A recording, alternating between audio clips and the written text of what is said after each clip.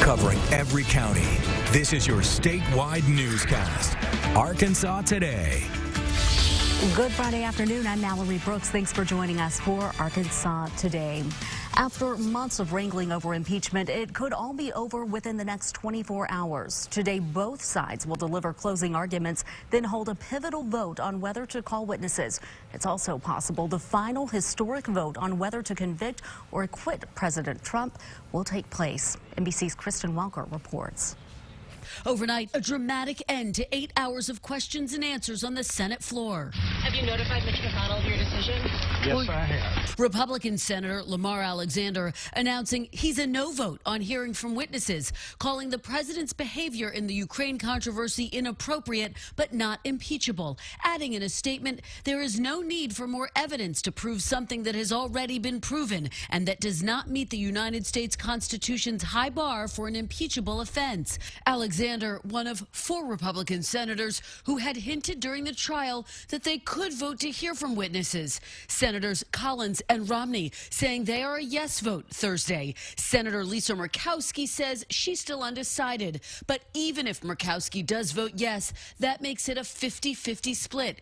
Chief Justice John Roberts, sitting in the trial as a presiding officer, highly unlikely to weigh in and break any tie, meaning a vote later today on calling witnesses is likely to fail. The president's defense team pushing for a swift acquittal. A verdict, a final judgment of acquittal, would be the best thing for our country and would send a great message that will actually help in our separation of powers. But Democrats firing back, demanding they hear from witnesses, including the president's former national security advisor, John Bolton.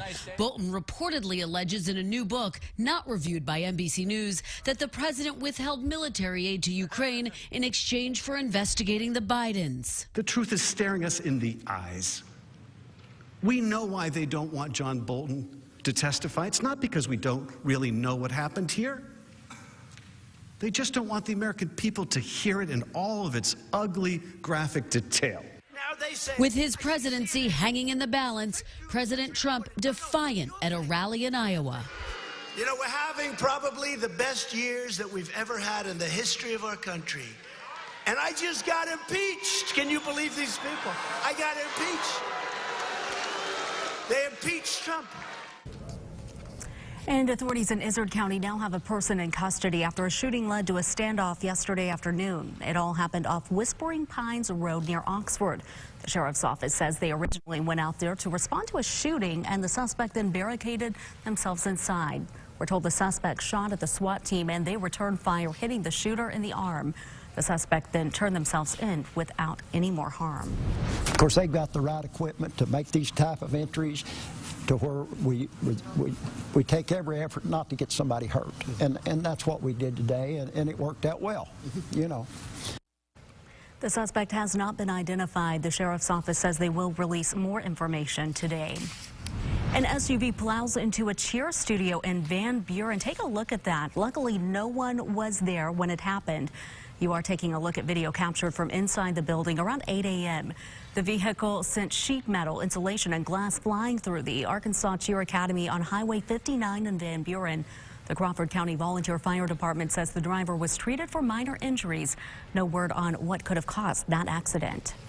2 people are dead after a suspicious house fire in Sebastian County. Now authorities are working to get to the bottom of exactly how that person died. The fire broke out on Clark's Chapel Road near Greenwood.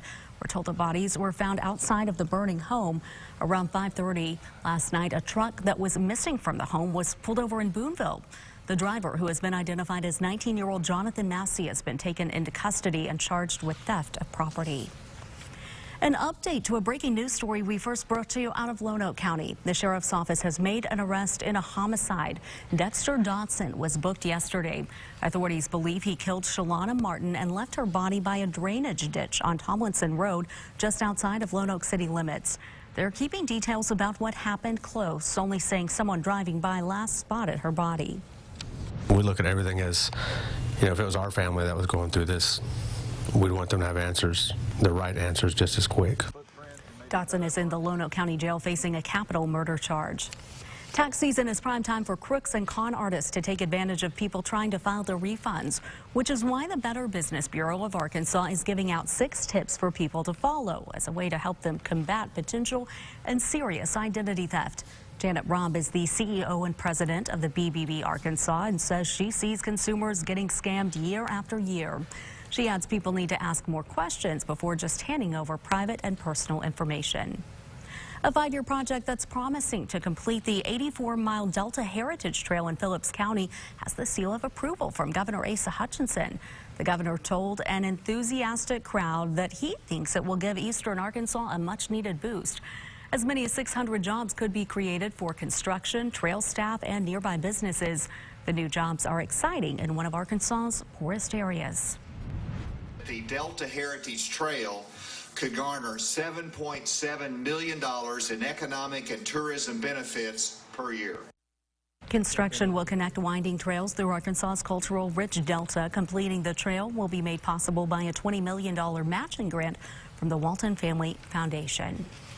Makers, thinkers, and doers from across the state and nation came together to promote creativity. The 3rd annual Makers Summit was held in Springdale.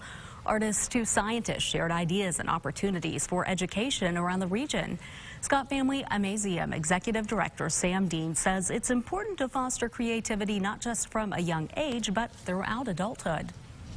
That whole adage that if it takes a village to raise a child, it takes a community to be able to educate yourself through your lifetime. You spend a little bit of time in school, and you spend a lot of time out at libraries, at community groups, at art fairs, at craft fairs. And the more we work together, the more people can follow their interests throughout their lifespan.